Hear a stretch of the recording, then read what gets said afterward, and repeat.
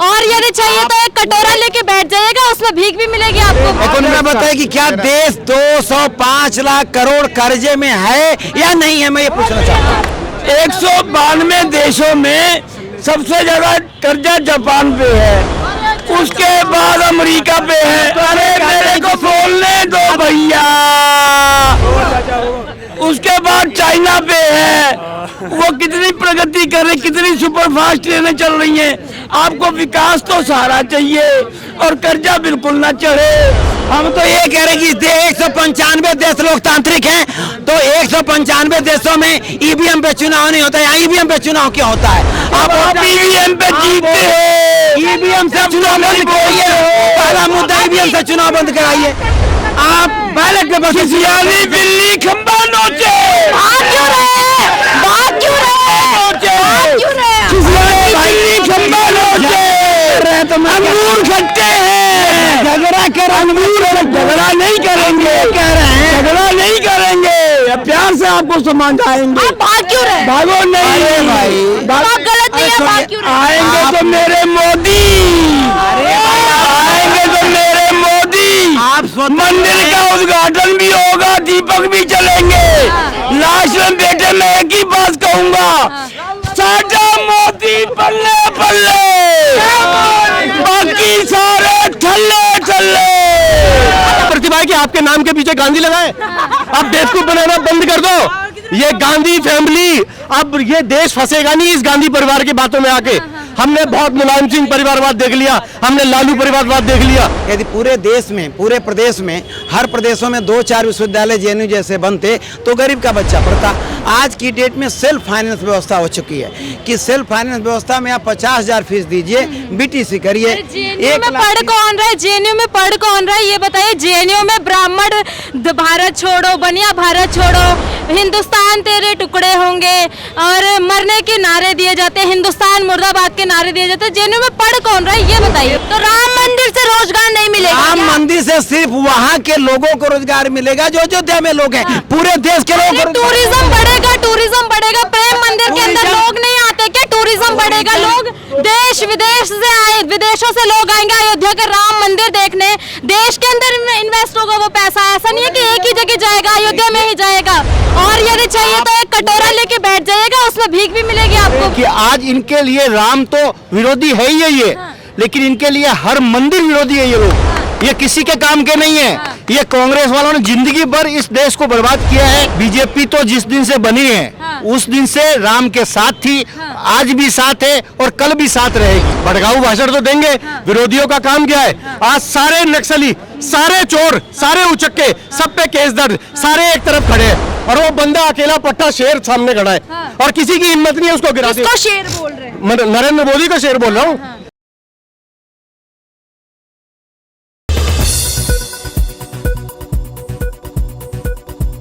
पूरे भारतवर्ष में खुशी का माहौल है, पूरे भारत में उत्सव मनाया जा रहा है। 22 जनवरी को रामलला की प्राण प्रतिष्ठा है। आप कितने खुश हैं?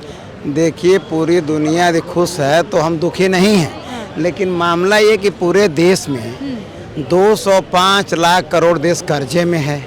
पूरा बेरोजगारी है, पूरा भ्रष्टाचार है, पूरा बेटियां आंदोलन करी थी उनको न्याय नहीं मिला। मणिपुर में आप देखें क्या हुआ महिलाओं के साथ, और सारी समस्याएं हैं देश में। महंगाई है, भ्रष्टाचार है, शिक्षा का सवाल है, बेरोजगारी का सवाल है। तो आप लोग खाली राम मंदिर की बात करते हैं। राम मंदिर तो अब सुप्रीम कोर्ट के आदेश से बन चुका और उसकी प्राण प्रतिष्ठा होने जा रही है, तो पूरा देश खुश है। लेकिन दुर्भाग्य इस बात का है कि इस देश में बेरोजगारी पे, शिक्षा पे, चिकित्सा पे कोई सवाल नहीं हो रहा। आप बताइए, जेएनयू जैसा विश्वविद्यालय यदि पूरे देश में, पूरे प्रदेश में, हर प्रदेशों में 2-4 विश्वविद्यालय जेएनयू जैसे बनते तो गरीब का बच्चा पढ़ता। आज की डेट में सेल्फ फाइनेंस व्यवस्था हो चुकी है कि सेल्फ फाइनेंस व्यवस्था में आप 50,000 फीस दीजिए, बीटीसी करिए। जेएनयू में पढ़ कौन रहा है? जेएनयू में पढ़ कौन रहा है ये बताइए। जेएनयू में ब्राह्मण भारत छोड़ो, बनिया भारत छोड़ो, हिंदुस्तान तेरे टुकड़े होंगे और मरने के नारे दिए जाते हैं, हिंदुस्तान मुर्दाबाद के नारे दिए जाते हैं। जेएनयू में पढ़ कौन रहा है ये बताइए। मैं बताऊं आपको, जेएनयू में या किसी भी सरकारी संस्था में, जब सरकारी संस्था होगी तो गरीब का बच्चा पढ़ लेगा, लेकिन सेल्फ पेमेंट की बात आएगी तो गरीब का बच्चा नहीं पढ़ेगा। लेकिन चिकित्सा को महंगा किया गया है। हमारा मामला ये कि आप तो राम मंदिर से मिलेगा राम क्या? मंदिर से सिर्फ वहाँ के लोगों को रोजगार मिलेगा जो अयोध्या में लोग हैं, पूरे देश के लोग टूरिज्म बढ़ेगा प्रेम मंदिर के अंदर लोग नहीं आते क्या? टूरिज्म बढ़ेगा, लोग देश विदेश से आए, विदेशों से लोग आएंगे अयोध्या का राम मंदिर देखने। देश के अंदर इन्वेस्ट होगा वो पैसा, ऐसा नहीं है कि एक ही जगह जाएगा, अयोध्या में ही जाएगा। और यदि चाहिए तो एक कटोरा लेके बैठ जाइएगा, उसमें भीख भी मिलेगी आपको भी। देश की बात कर रही हैं, खाली आप अयोध्या की बात कर रही हैं। यदि आप बात कह रही हैं तो पूरे देश में बेरोजगारी का सवाल है, पूरे देश में शिक्षा का सवाल है, पूरे देश में केवल मात्र कांग्रेस ने 70 सालों तक तुष्टीकरण की नीतियों के कारण उन्होंने इस तरह से भारत को बना दिया है कि आज इनके लिए राम तो विरोधी है ही है ये, लेकिन इनके लिए हर मंदिर विरोधी है ये लोग। ये किसी के काम के नहीं है।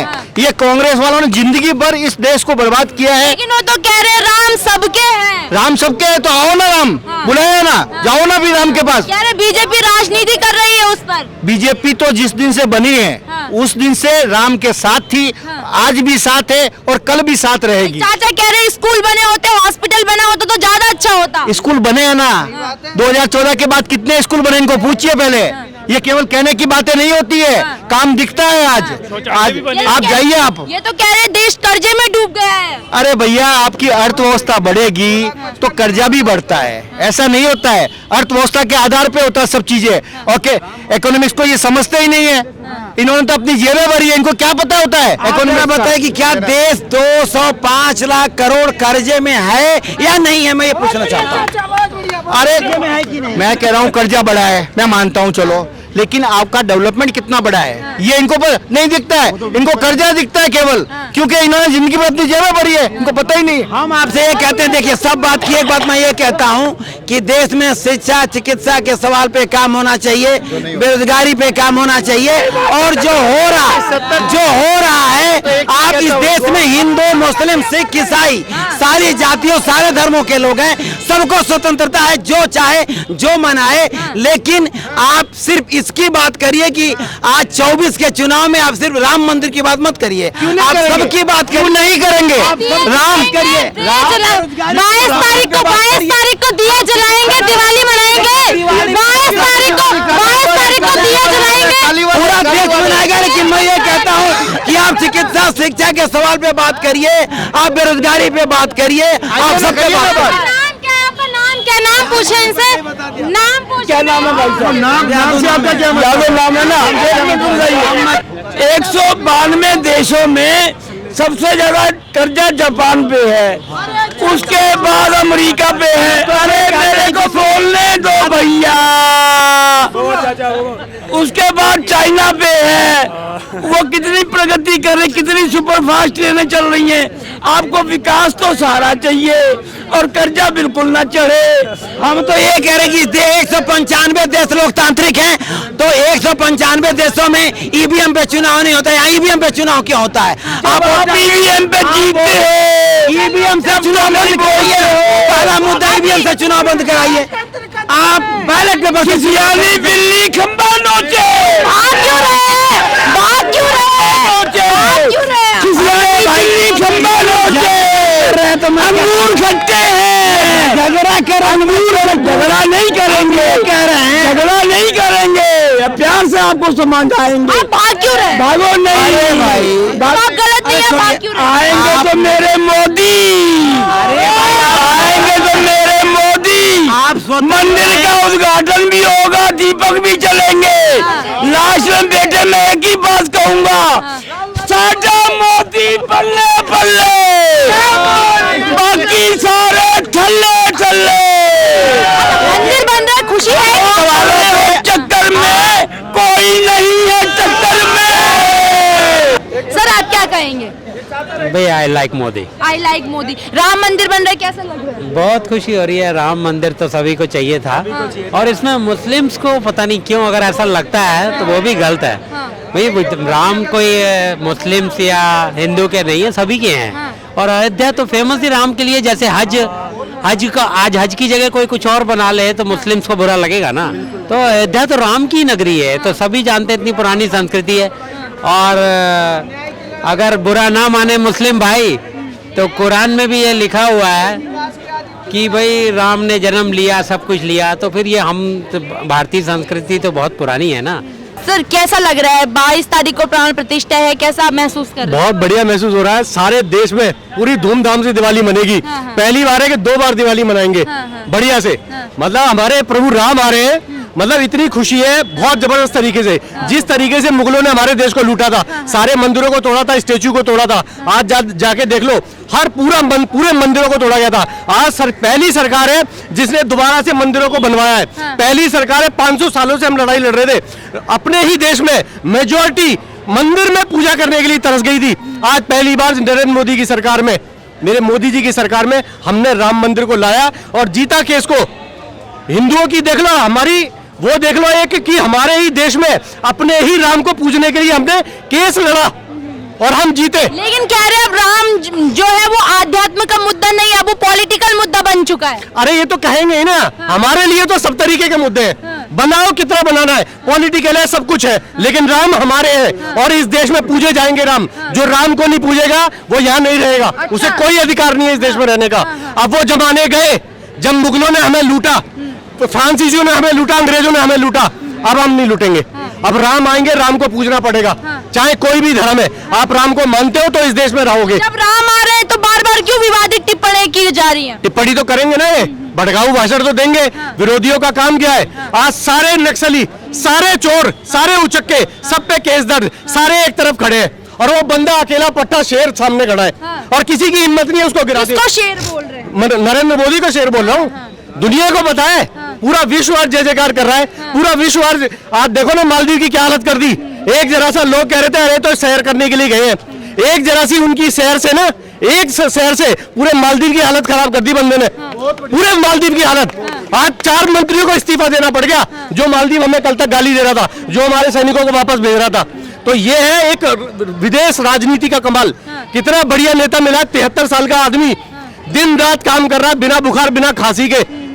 शर्म आनी चाहिए पूरे देश को एकजुट होकर उसके समर्थन में बोलना। अरे राम मंदिर पर राजनीति कर रहे हैं। अरे हम तो कर रहे हैं, कर रहे हैं, खुलेआम कर रहे हैं, राजनीति कर रहे हैं। क्यों नहीं करेंगे?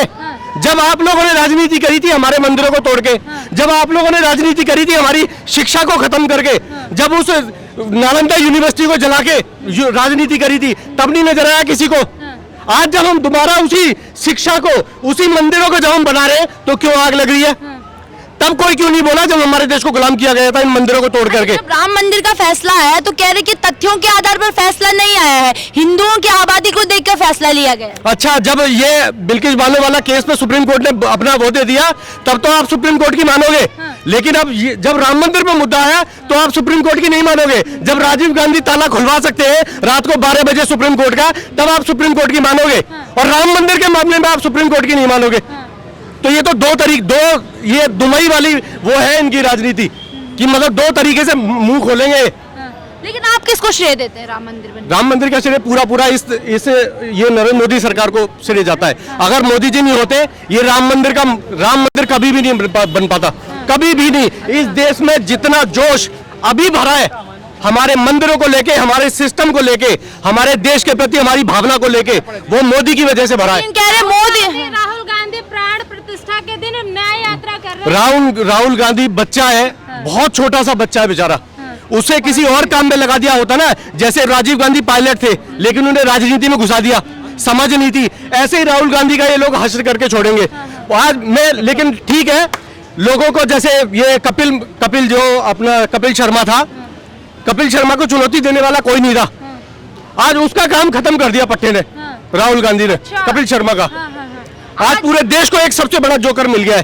तो मुझे लगता है कि सोनिया गांधी को उसके लिए पहले तो शादी कर देनी चाहिए और उसके लिए एक अच्छा सा काम ढूंढना चाहिए। आप केवल कि ठंड में टी-शर्ट पहन लो तो आपको प्रधानमंत्री बना दे, आपकी नाक इंदिरा गांधी से मिलती है इसलिए आपको प्रधानमंत्री बनाते हैं, आपने 3000 किलोमीटर की यात्रा पैदा कर दी इसलिए आपको प्रधानमंत्री बनाते हैं। अगर ऐसी ठंड में चलने से अगर प्रधानमंत्री बनाए होते ना तो हमारे जैन भाइयों को तो पता नहीं क्या क्या बन गया होते। वो शकल मिलने से थोड़ी प्रधानमंत्री बनना चाहते, उनके अंदर तो बहुत सारी प्रतिभा है ना, इसलिए प्रधान भाई केवल इसलिए यही प्रतिभा है कि आपके नाम के पीछे गांधी लगाए। अब बेवकूफ बनाना बंद कर दो। ये गांधी फैमिली, अब ये देश फंसेगा नहीं इस गांधी परिवार की बातों में आके। हमने बहुत मुलायम सिंह परिवारवाद देख लिया, हमने लालू परिवारवाद देख लिया, सबने पागल बनाया पूरे इस देश का, और सारे देख लो सारे चोर हैं, किसके ऊपर केस नहीं है पूरे देश ने देखा है। लेकिन दुर्भाग्य मेरे देश का, फिर भी लोग जातिवाद में फंस करके उनको वोट देते हैं।